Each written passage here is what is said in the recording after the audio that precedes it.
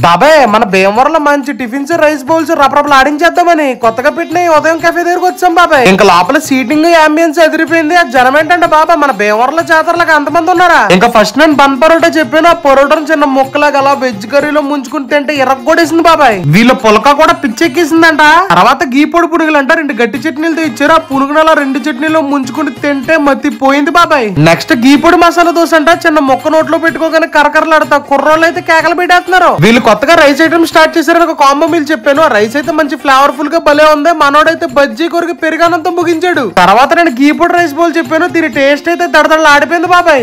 కారంగా ఎన్ని తిన్నాక సల్లగా ఒక ఆప్రికాట్ డిలైట్ చెప్పాను. దీని టేస్ట్ తుక్కు రేగిపోయింది బాబాయ్. ఒకవేళ నీకు ఫ్రూట్ జ్యూసెస్ ఇష్టం అయితే ఈ పల్పీ గ్రేప్ జ్యూస్ కూడా నీకు బాగా నచ్చింది బాబాయ్. ఏ మాటగా మాట అంబియన్స్ కి ఐటమ్స్ రేట్లు అయితే అఫోర్డబుల్ గానే అనిపించింది. ఇంకా దీని లొకేషన్ వచ్చేసరికి మన భీమవరం అడ్డంతుల దగ్గర ఏఎస్ఆర్ నగర్ లో ఉంటది బాబాయ్. మన భీమవరం బాబాయ్ కామెంట్స్ లో ఓ వేసుకోండి, సబ్స్క్రైబ్ చేసేయాలండి. ఉంటారు మరి అయితే జాగ్రత్త.